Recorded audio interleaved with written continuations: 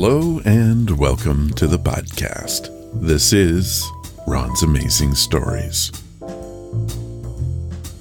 Happy Thanksgiving to all of you, and thank you for taking the time to listen to the show. This week, we have an amazing show.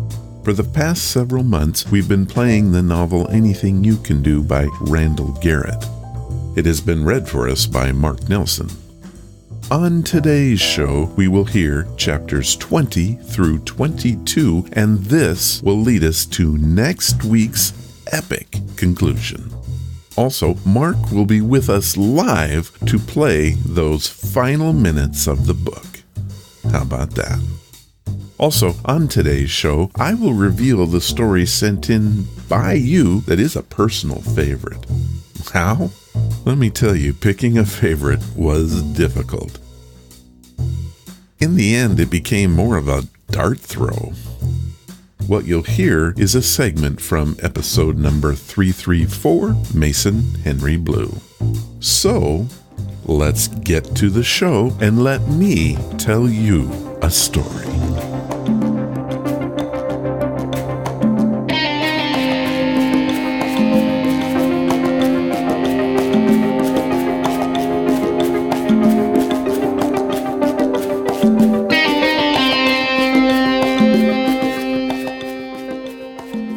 This first story comes from Mason Henry Blue.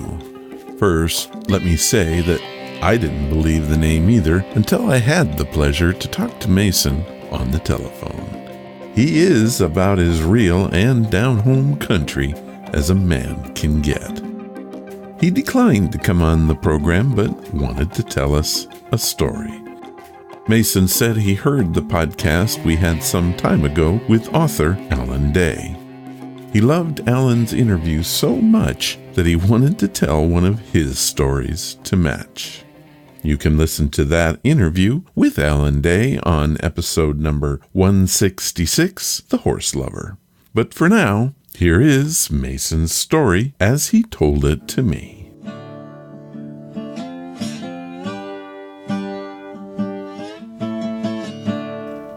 My name is Mason Henry Blue. My friends call me Buckles. I got the name during my rodeo years. I earned a few of them a time or two. My story comes from the late 1940s. I was a young man, just about 18 years old. My folks had just given me the get out or take over the farm speech. I chose to get out. I began working at a place near Dallas called the South Fork Ranch. My job in those early years was to clean the bunkhouse, wash clothes, and help the cook. Later, I became the handyman and protector. There were two predators there that had to be dealt with, coyotes and spiders. The spiders were recluse and black widows. The coyotes, well, they were just trouble. One morning, Beth, the owner's wife, told me to get up in the hills and stop a pack that had been taking her chickens at night. In those days, there were a bounty on the critters, so I was pleased at the chance for some extra cash. I loaded up with some traps, my long gun supplies, and off I went. I made camp along a creek in the nearby hills. It was winter, and I knew two things about coyotes. They need food and water. Chickens for food and the creek for water. That first day was all about setting up camp and fixing any broken traps. Day 2 was finding their trails and setting the traps. That night I heard their howls, so I knew I was in the right place. The next day I checked on my traps, and most of them had been tripped and the meat was gone. I almost expected a note from the coyotes saying, "Thanks for the grub, lunkhead." I decided these guys were going to require the night hunter. I found the trail most likely used to get at the chickens, built a sort of a tree perch, and set myself up for the night. It wasn't too long before I fell asleep. That's when the growls began. I grabbed my flashlight, and sure enough, right below me was a pack of hungry dogs all looking up at me like I was some kind of dinner. I reached for my rifle and was surprised when it was gone. I flashed the light around a bit and found it right down there leaning against the tree where I had left it. I slapped my forehead and was glad that coyotes can't climb trees. It was a long and cold, dark night. I had nothing to do, so I had me a conversation with them yelps. We talked about the wrongs of eating chickens and where they could find a large burrow of rabbits. The pups arrived with their mamas, and it got to be a big old camp meeting. Except I was the preacher, and they were my flock. I must have fallen asleep again, 'cause when I woke up, they's all gone. I went back to camp, and it came as no surprise that it was torn to pieces. Every speck of food was gone. I packed up, tucked my tail between my legs, and headed home. When the missus asked about the trip, I just said I had a long talk with them, and they won't be bothering us anymore. Funny thing was, they never did. Mason Henry Blue from Dallas. Well, Mason, what a great story, and I want to thank you for sharing it with us. To Mason, I say, I think you should have told your story yourself, but I hope I did it some justice.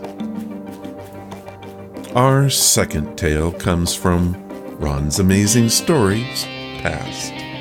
Mason's story reminded me of this tale, so I dug it out of the archives and I replay it now as I did back in episode number 186 called Universe. It aired on January 13th, 2015. What's that you say? I received a tweet from @whatsthat, which led to an email, which led to a phone call. I had the great pleasure to spend the next hour or so on the phone with Miss Reese. She was a wonderful gal with many great stories. I talked her into sharing one with us, and she chose to have me write and read her story. Her hope is to take her many family tales and turn them into a book. Now, I support that 100%, and so here's my contribution to the project, the Emily Reese story. I hope I do it the justice it deserves. It was the summer of 1963. My parents had left me with my Grammy for the mild months so they could take their dream trip together and tour Europe. The idea of spending the whole summer there was a thrill, to say the least. My Grammy owned a small cherry farm in Northern California. She had horses, rabbits, goats, and even a real reindeer. It would just be me and my grandmother Ellen. Of course, she had help with the farm. There was Chuck, the foreman, and his 2 workers, Eli, and a man they just called Des. The first few weeks there were just how you would imagine. I got to do pretty much anything I wanted to do, which for a 9-year-old is a lot. I did have my chores, which were actually quite fun. I fed the chickens, goats, and rabbits, and once a week had to muck out the cages and pen. But even that wasn't too bad. Grammy did all the cooking. We would have one sit-down meal per day at 6 p.m., which everyone attended. The morning meal was just us, and lunch was whatever you could find, whenever you wanted it. The farm was beautiful. It was set on a hill with a winding road leading up to the main house. A large red barn was on the east side of the hill, and it also served as the bunkhouse for Chuck, Des, and Eli. There was a stable, general yard, and a few storage buildings scattered about. The whole thing overlooked one of the largest cherry fields in the county. It was nearly 30 acres. The farmhouse itself was very old. Grammy told me that it was built by German immigrants in the late 1880s. My grandfather bought the place in 1940. It had been completely abandoned and was in terrible shape. He rebuilt it brick by brick, stone by stone, and it took him nearly 10 years to complete. To this day, no one knows why the family left the house. All that is known is that there had been a fire, they sold out, left in the middle of the night, and never were heard from again. To the west was a vast forest with many trails to explore. Since a little girl could get lost, I was not permitted to go too far, but even with the restrictions, I never ran out of places to explore and ride my pony, Mary. Of course, I had friends. The Jargons had a farm nearby, and they had 2 kids. Also, town was only 3 miles away, so I had no shortage of kids wanting to come over and stay the night. I had my own room in the top of the main house. It was the attic, really, but was my first choice to stay. The main window opened and gave you a view of the orchard below and the lights of the big city in the far-off distance. I spent many a night sitting in that window with my legs dangling outside, dreaming of the wonders only a 9-year-old could think of. I never wanted it to end. It was the day after my 10th birthday that the trouble started. That night I had a friend over, and she woke me up in the middle of the night screaming. Grammy was quick to be there, but could not comfort the frightened little girl. All she could say was that the dark man grabbed her and shook her real hard. There was no sleeping after that, and we had to take her home. When we got back, I was so frightened, I went to bed with my Grammy. The next morning was so beautiful, and all was forgotten. We even got a call from our guest saying that she was fine and had no idea what had gotten into her. The next few weeks passed without incident, and I even went back to my old room.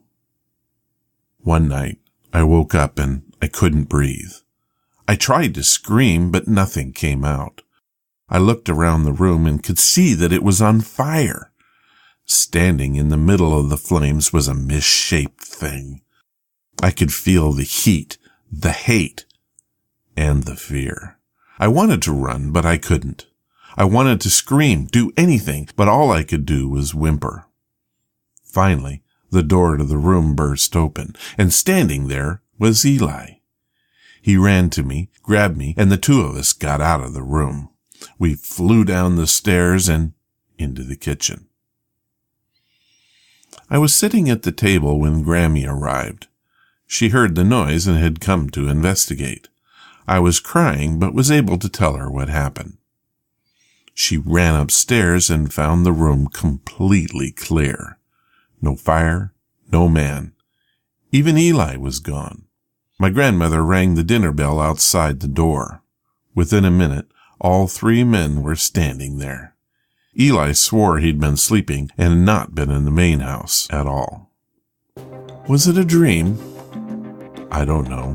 It felt so real. The next morning, I moved out of that room into the one next to Grammy's. For the next few nights, we both heard strange noises coming from the attic. But soon they faded, and the rest of my summer was spent happily and peacefully. Oh, I never went into the attic again.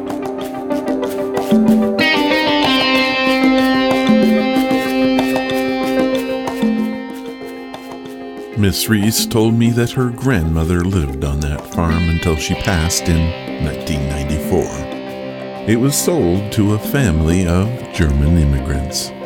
Connection? Coincidence? Who can say? I do know that I, for one, believe this story, and so would you if you'd heard Miss Reese tell it. Well, you got a twofer there in that segment. If you want to hear that entire podcast, you can find it at ronsamazingstories.com.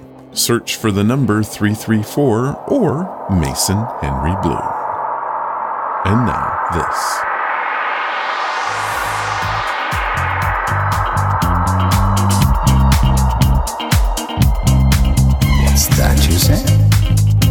It is Thanksgiving, and I'm taking a needed holiday from podcasting, editing, and watching my weight. As you listen to this, I'm probably sitting down at my sister's long oak table with other members of my family. Thanksgiving is the time to remember and say thanks to those you appreciate. Very high on that list is you, and yes, I do mean you. Each of you who listen each week make this job worth all of the effort, and if I'm being honest, I very much love doing it. I also want to thank you for your stories. It has changed the podcast dramatically for the better, and I couldn't be more happy with your response. So many good stories, so many cool things have happened to the show over the years, and I'm very proud of what we have accomplished together. We have made the show an on-air radio program with a following of about 79,000 active listeners, and that does not include those listening in their cars or home radios. There's no way to measure that. The internet side of the podcast is doing well too, with 6,000 plus listening via iTunes, Spotify, Google, iHeart, whatever service you might be using. Coming soon, we're going to be available on the mobile edition of Pandora. None of this would have been possible without you. So thank you for listening and caring enough to send me your comments, suggestions, and your stories. Now, speaking of stories, let's get to those final chapters of Anything You Can Do, read by Mark Nelson.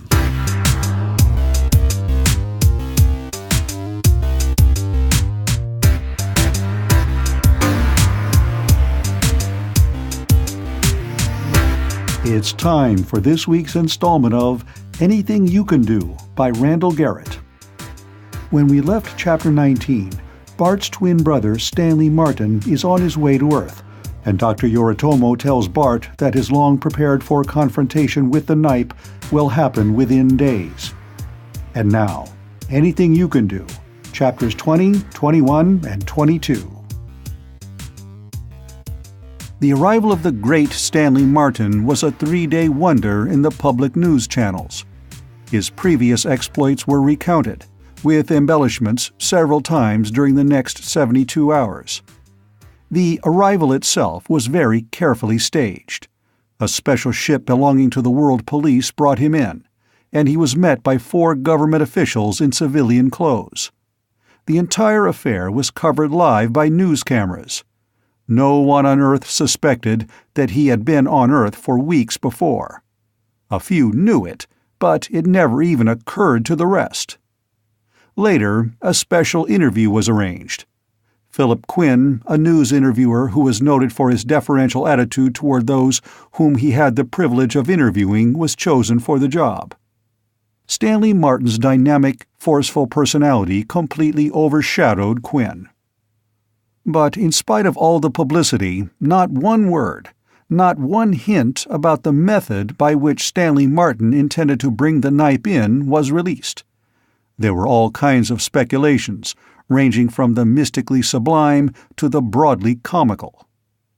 One self-styled archbishop of a California nut cult declared that Martin was a saint appointed by God to exorcise the demon Nipe that had been plaguing mankind, and that the millennium was therefore due at any moment. He was, he said, sending Stanley Martin a sealed letter which contained a special exorcism prayer that would do the job very nicely. Why hadn't he used it himself?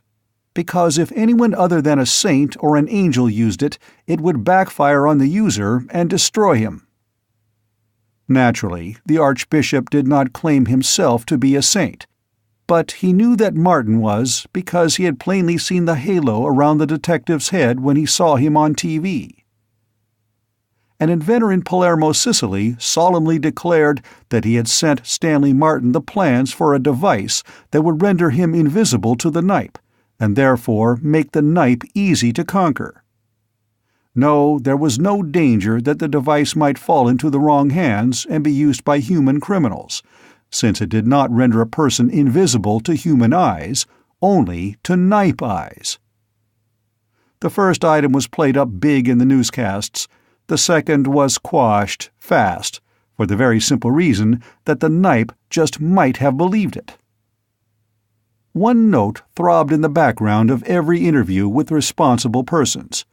It was the unobtrusive note of a soft clarinet played in a great symphony, all the more telling because it was never played loudly or insistently. But it was there all the same. Whenever the question of the Nipe's actual whereabouts came up, the note seemed to ring a trifle more clearly, but never more loudly. That single throbbing note was the impression given by everyone who was interviewed, or who expressed any views on the subject, that the Nipe was hiding somewhere in the Amazonian jungles of South America. It was the last place on Earth that had still not been thoroughly explored, and it seemed to be the only place that the Nipe could hide. Only a small handful of the vast array of people who were dispensing this carefully tailored propaganda knew what was going on. More than 99% of the newsmen involved in the affair thought they were honestly giving the news as they saw it, and none of them saw the invisible but very powerful hand of Stanley Martin shifting the news just enough to give it the bias he wanted. The comedians on the entertainment programs left the whole story alone for the most part. There were no clever skits, no farcical takeoffs on the subject of Stanley Martin and the Nipe. One comedian, who was playing the part of a henpecked husband, did remark, "If my wife gets any meaner, I'm going to send Stan Martin after her." But it didn't get much of a laugh, and the government organization had nothing to do with that kind of censorship. It was self-imposed. Every one of the really great comics recognized, either consciously or subconsciously, that the Nipe was not a subject for humor. Such jokes would have made them about as popular as the borscht circuit comedian who told a funny story about Dachau in 1946. Aside from the subtle coloring given it by the small, Mannheim-trained group of propaganda experts, the news went out straight. The detective himself, after that one single interview, vanished from sight. No one knew where he was, though. Again, there were all kinds of speculations, all of them erroneous. Actually, he was a carefully guarded and willing prisoner in a suite in one of the big hotels in Government City. On the fourth day, the big operation began without fanfare. The actual maneuvering to capture the alien that had terrorized a planet began shortly after noon. At a few minutes before 3 that afternoon, the man whom the world knew as Stanley Martin suddenly suffered a dizzy spell and nearly fainted. Then, almost like a child, he began to weep. Final interlude. Colonel Walther Mannheim said, "It will take 5 years, Stanton." He was looking at the young man seated in one of the 3 chairs in the small, comfortable room. There was a club-like atmosphere about the room, but none of the 3 men were relaxed. 5 years?" said the young man. He looked at the third man. Dr. Farnsworth nodded. "More or less. More if it's a partial failure, less if it's a complete failure." "Then there is a chance of failure?" the young man asked. "There is always a chance of failure in any major surgical undertaking," Dr. Farnsworth said. "Even in the most routine cases, things can go wrong. We're only men, Mr. Stanton. We're neither magicians nor gods." "I know that, Doctor," the young man said. "Nobody's perfect, and I don't expect perfection. Can you give me an estimate on the chances?" "I can't even give you any kind of guess," said Farnsworth. He smiled rather grimly. "So far, we have had no failures. Our mortality rate is a flat 0. We have never lost a patient because we've never had one. As I told you, this will be the first time the operation has ever been performed on a human being. Or rather," he corrected himself, "I should say series of operations. This is not one single, cut and suture job like an appendectomy." "All right, then, call it a series of operations," the young man said. "I assume each of them has been performed individually?" "Not exactly. Some of them have never been performed on any human being simply because they require not only special conditions, but they require that the steps leading up to them have already been performed." "You don't make things sound very rosy, Doctor." "I'm not trying to. I'm trying to give you the facts. Personally, I think we have a better than 90% chance of success. I wouldn't try it if I thought otherwise. With modern mathematical methods of analyzing medical theory, we can predict success for such an intricate series of operations. We can predict what will happen when massive doses of hormones and enzymes and such are used. But medicine still remains largely an art in spite of all that. In parallel operations performed on primates, our results were largely successful. But remember that not even every human being has the genetic structure necessary to undergo this particular treatment, and a monkey's gene structure is quite different from yours or mine. "I'll just ask you one question," the young man said firmly. "If you were being asked to undergo this treatment, would you do it?" Dr. Farnsworth didn't hesitate. "All things considered, yes, I would." "What do you mean, all things considered?" "The very fact that the Nipe exists, and that this is the only method of dealing with him that is even remotely possible, would certainly influence my opinion," Farnsworth said. "I might not be so quick to go through with it, frankly, if it were not for the fact that the future of the entire human race would depend upon my decision." He paused, then added, "I would hesitate to go through with it if there were no Nipe threat, not because I would be afraid that the operations might fail, but because of what I would be afterward." Yes." The young man caught his lower lip between his teeth and thought for a moment. "Yes, I see what you mean. Being a lone Superman in a world of ordinary people mightn't be so pleasant." Colonel Mannheim, who had been sitting silently during the discussion between the two men, said, "Look, Stanton, I know this is tough. Actually, it's a lot tougher on you than it is on your brother, because you have to make the decision. He can't.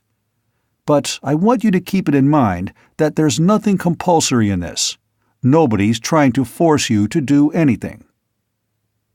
There was a touch of bitterness in the young man's smile as he looked at the colonel. "No, you merely remind me of the fact and leave the rest to my sense of duty." Colonel Mannheim, recognizing the slightly altered quotation, returned his smile and gave him the next line. "Your sense of duty." The bitterness vanished and the young man's smile became a grin. "Don't put it on that footing," he quoted back in a melodramatic voice. "As I was merciful to you just now, be merciful to me. I implore you not to insist on the letter of your bond just as the cup of happiness is at my lips." "We insist on nothing," returned the colonel. "We content ourselves with pointing out your duty." Dr. Farnsworth had no notion of what the two of them were talking about, but he kept silent as he noticed the tension fading. "Well, you have appealed to my sense of duty," the young man continued, "and my duty is all too clear. I abhor your infamous calling. I shudder at the thought that I have ever been mixed up with it. But duty is before all. At any price, I will do my duty." "Bravely spoken," said the colonel. "Come, you are one of us once more." "Lead on, I follow." And the two of them broke out in laughter, while Farnsworth looked on in total incomprehension. His was not the kind of mind that could face a grim situation with a laugh. Even after he quit laughing, the smile remained on the young man's face. "All right, Colonel, you win. We'll go through with it, Martin and I." "Good," Mannheim said warmly. "Do you have the papers, Dr. Farnsworth?" "Right here," Farnsworth said, opening a briefcase that was lying on the table. He was glad to be back in the conversation again. He took out a thick sheaf of papers and spread them on the table. Then he handed the young man a pen. "You'll have to sign at the bottom of each sheet," he said. The young man picked up the papers and read through them carefully. Then he looked up at Farnsworth. "They seem to be in order. About Martin. You know what's the matter with him. I mean, aside from the radiation. Do you think he'll be able to handle his part of the job after the operations?" "I'm quite sure he will. The operations, plus the therapy we'll give him afterward, should put him in fine shape." "Well," he looked thoughtful, 5 more years. and then I'll have the twin brother that I never really had at all. Somehow, that part of it just doesn't really register, I guess." "Don't worry about it, Stanton," said Dr. Farnsworth. "We have a complex enough job ahead of us without your worrying in the bargain. We'll want your mind perfectly relaxed. You have your own ordeal to undergo." "Thanks for reminding me," the young man said, but there was a smile on his face when he said it. He looked at the release forms again. "All nice and legal, huh? Well—" He hesitated for a moment, then he took the pen and wrote Bartholomew Stanton in a firm, clear hand. Chapter 21. Captain Davidson Greer sat in a chair before an array of TV screens, his gray-green eyes watchful.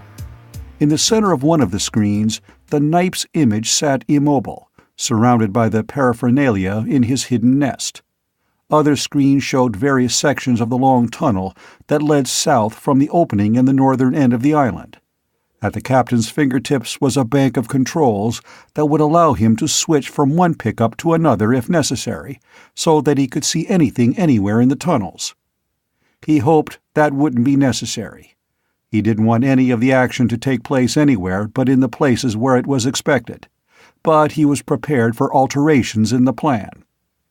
In the other rooms, nearly 100 other men were linked into the special controls that allowed them to operate the little rat spies that scuttled through the underground darkness, and the captain's system would allow him to see through the eyes of any one of those rats at an instant's notice. The screen which he was watching at the moment, however, was not connected with an underground pickup. It was linked with a pickup in the bottom of a basketball-sized sphere driven by a small inertial engine that held the sphere hovering in the air above the game sanctuary on the northern tip of Manhattan Island. In the screen, he had an aerial view of the grassy, rocky mounds where the earth hid the shattered and partially melted ruins of long-collapsed buildings.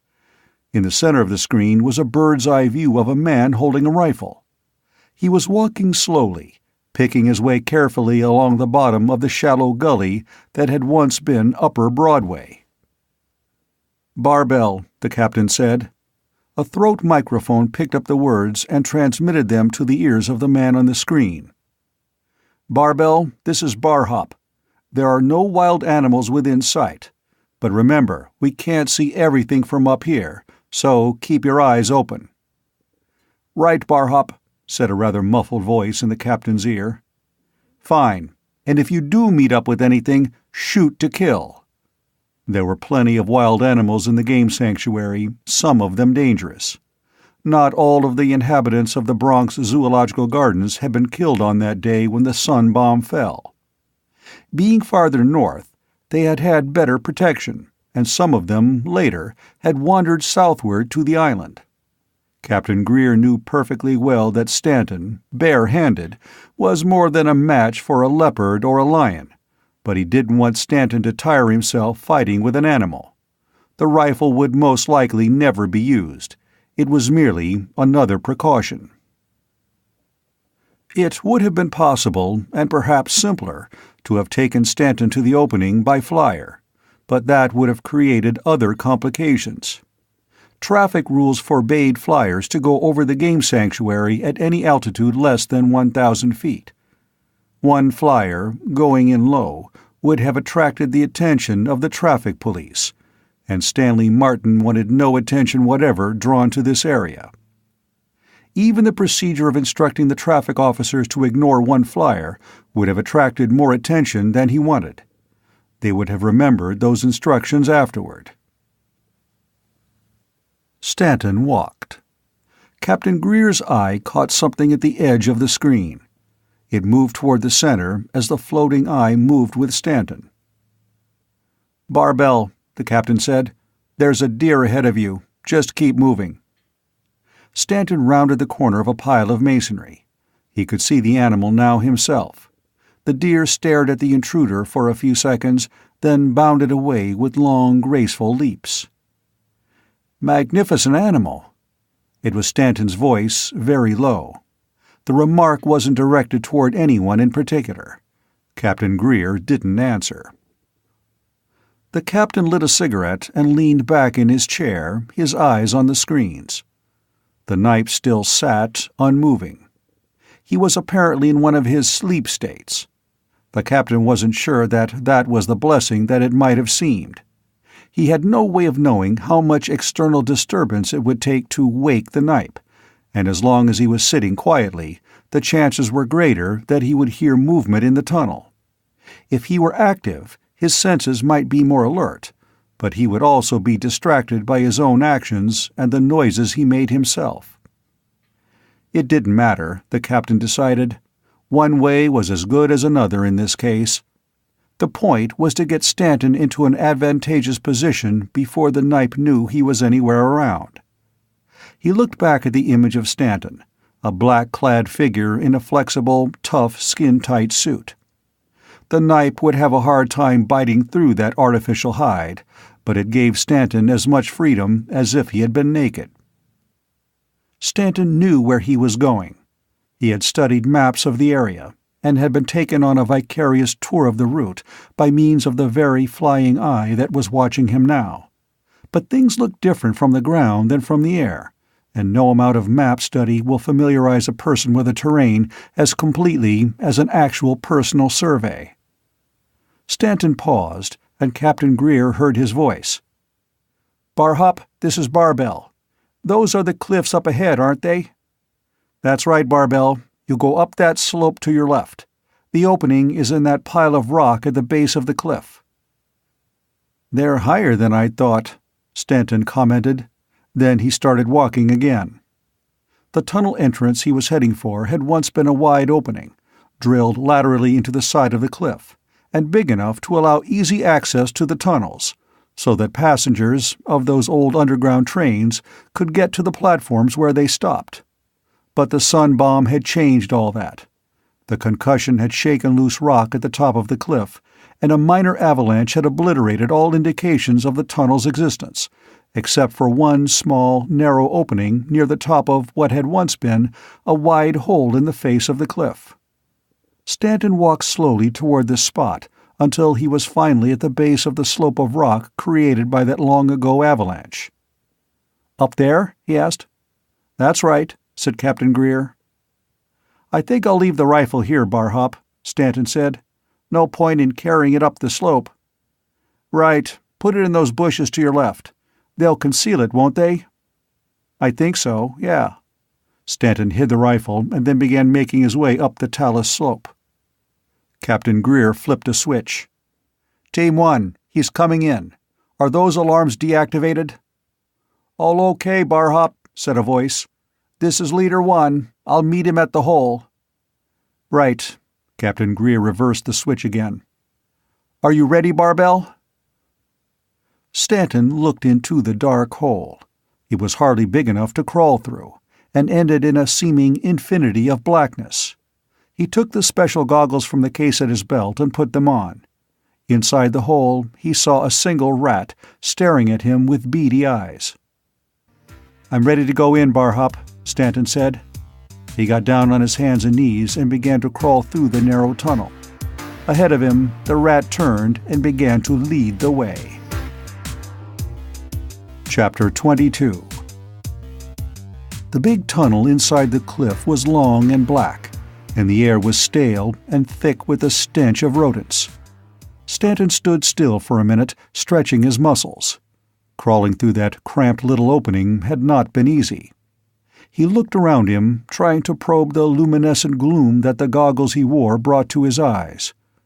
The tunnel stretched out before him, on and on. Around him was the smell of viciousness and death. Ahead...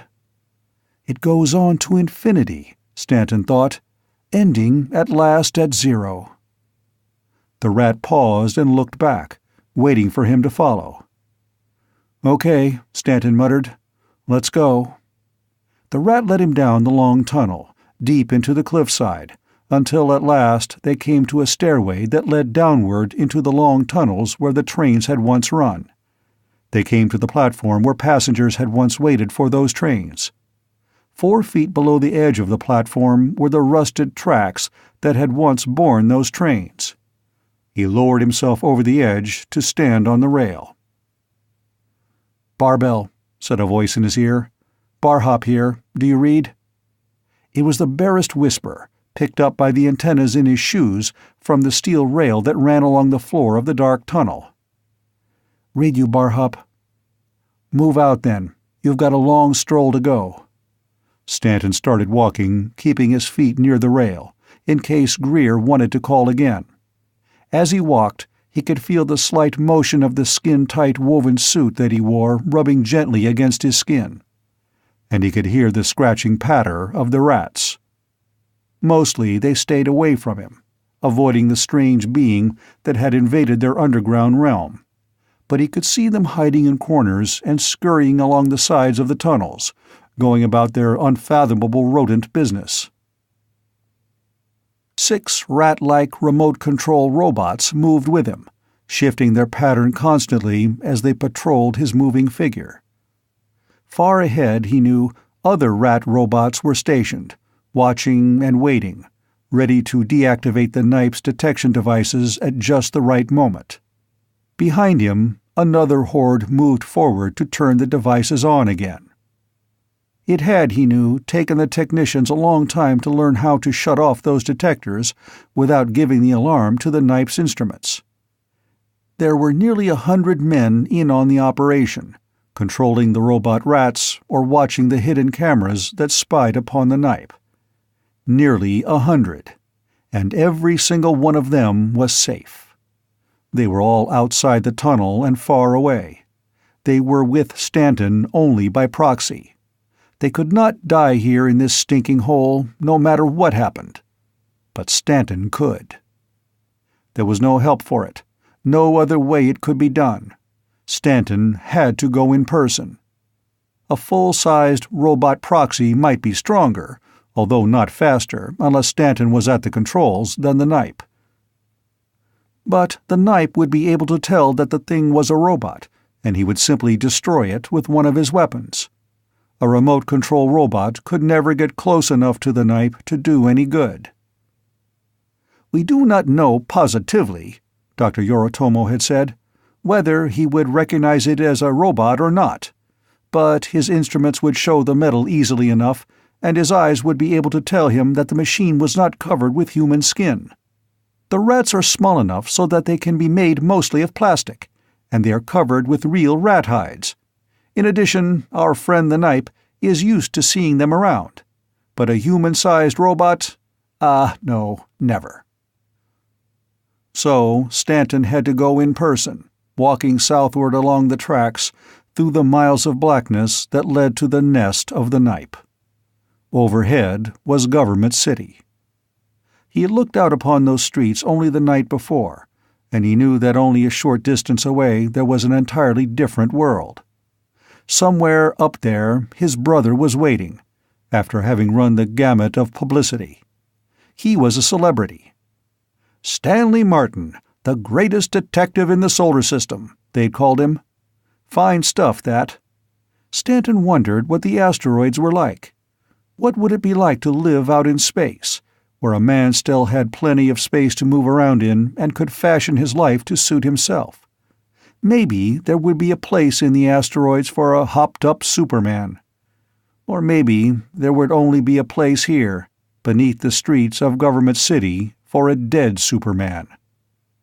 Not if I can help it, Stanton thought with a grim smile. The walking seemed to take forever in one way, but in another way Stanton didn't mind it. He had a lot to think over.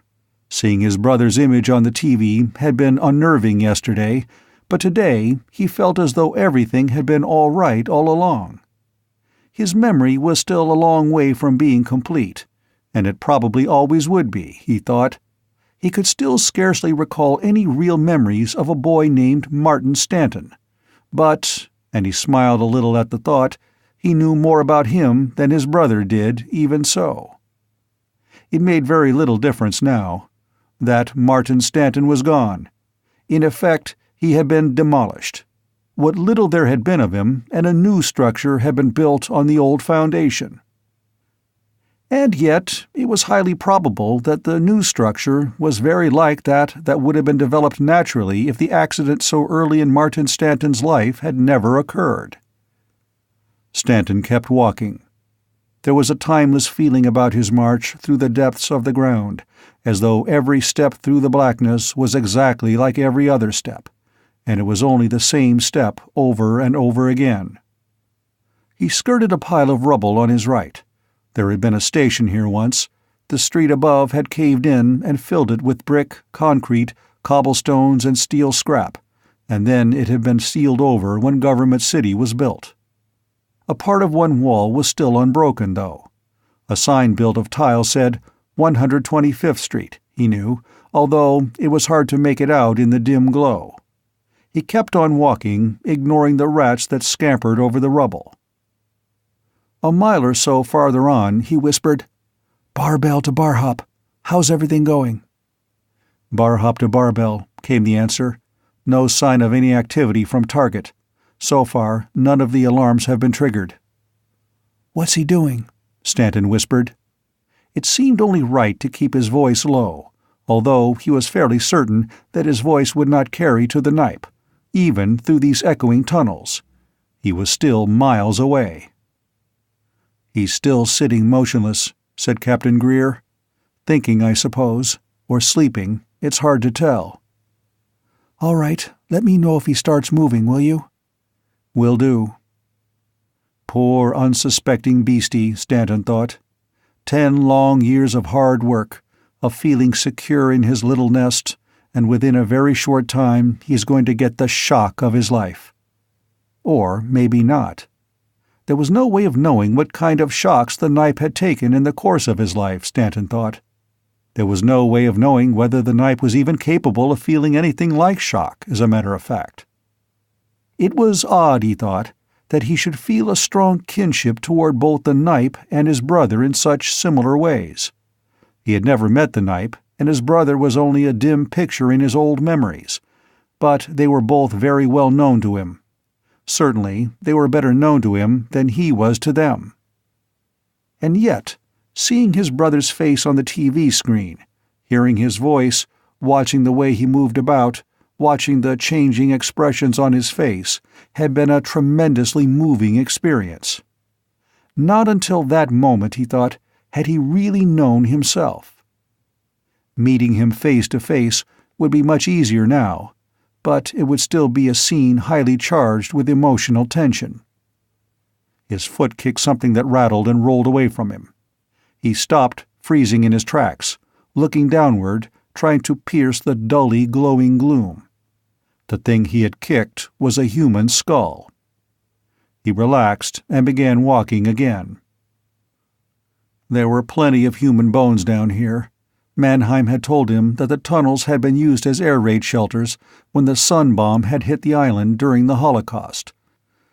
Men, women, and children by the thousands had crowded underground after the warning had come, and they had died by the thousands when the bright, hot, deadly gases had roared down the ventilators and stairwells.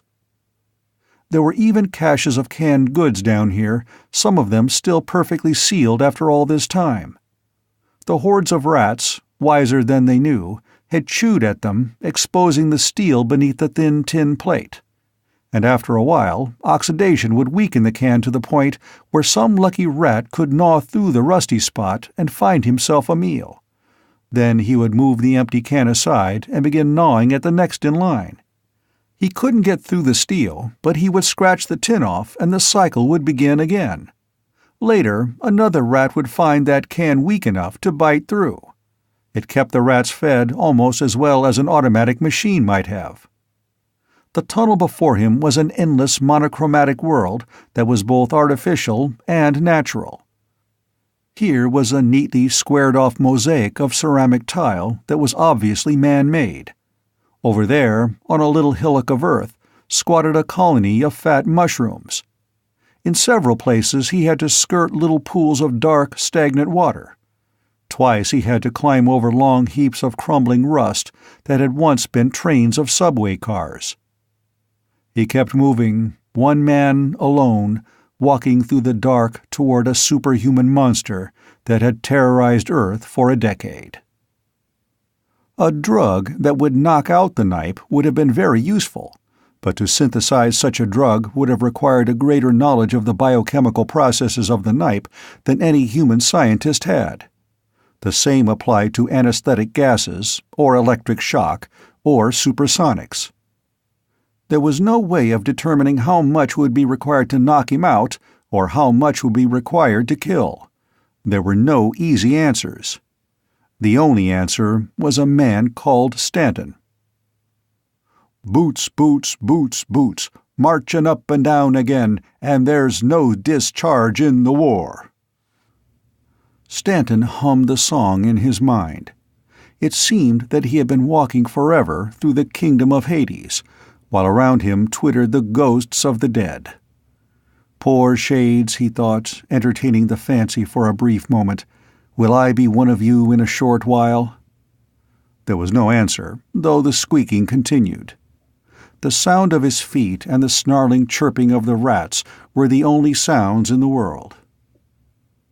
"Bar hop to Barbell," said a voice suddenly, sounding very loud in his ear. "This is where you have to make your change to the other tunnel." "Barbell to bar hop, I know. I've been watching the markers." "Just precaution, Barbell," Captain Greer said. "How do you feel?" "I'd like to rest for a few minutes, frankly," Stanton said. "Feeling tired?" There was just the barest tinge of alarm in the captain's voice.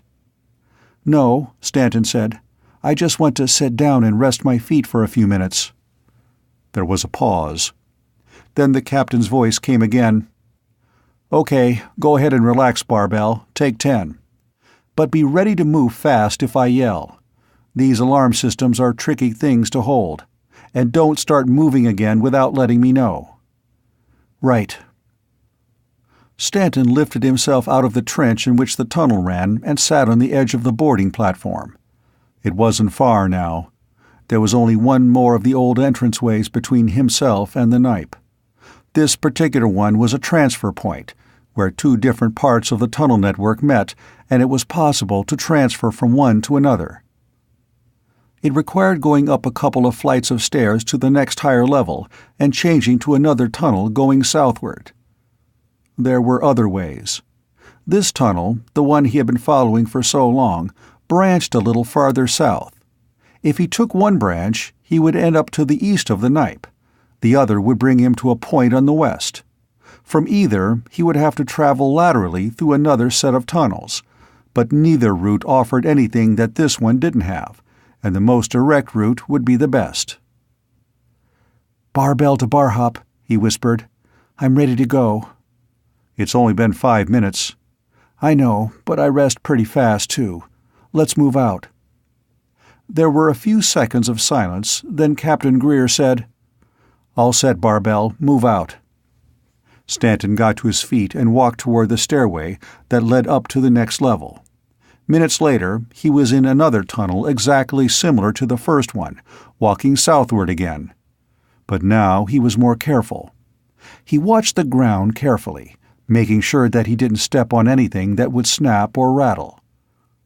The Nipe was still quite a distance away, 3/4 of a mile or so, but taking the chance that the beast couldn't hear him might be deadly dangerous.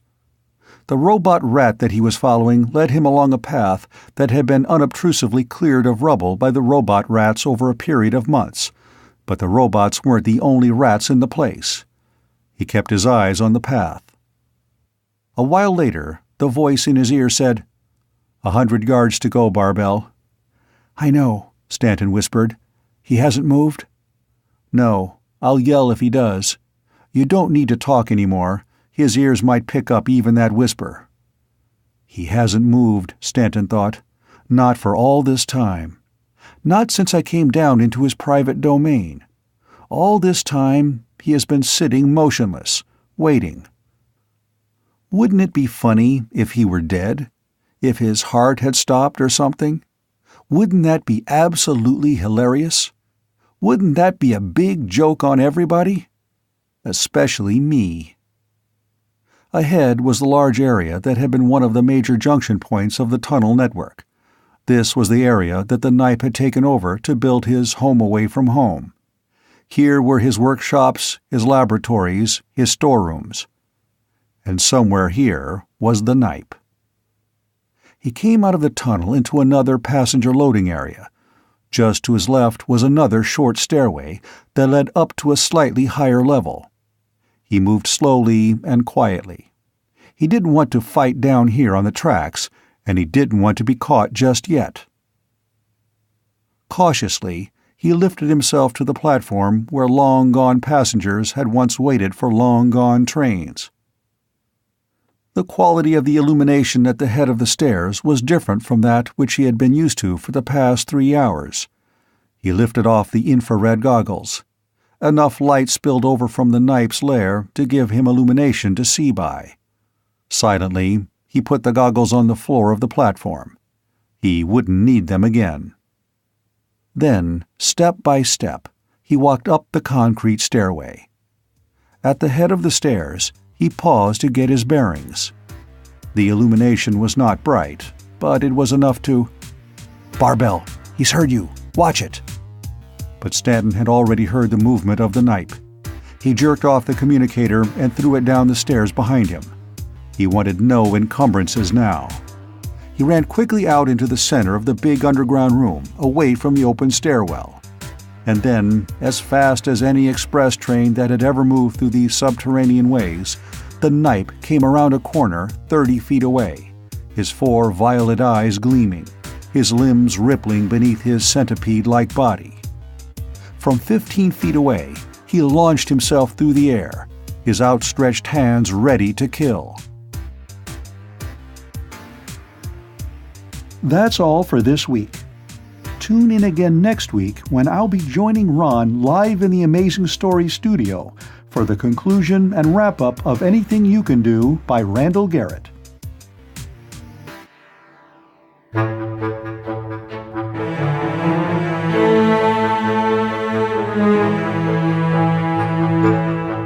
There is the Thanksgiving podcast, and I hope you enjoyed it. See you next week when we play the final 24 minutes of the book Anything You Can Do, and I'm telling you, you won't want to miss the battle between Bart and the Nipe and the battle between Mark Nelson and myself. See you next week. If you want to follow the podcast or the blog, just head to Ron's Amazing Stories and you'll find everything you need. Please leave reviews and feedback about the show. It really does help us to grow.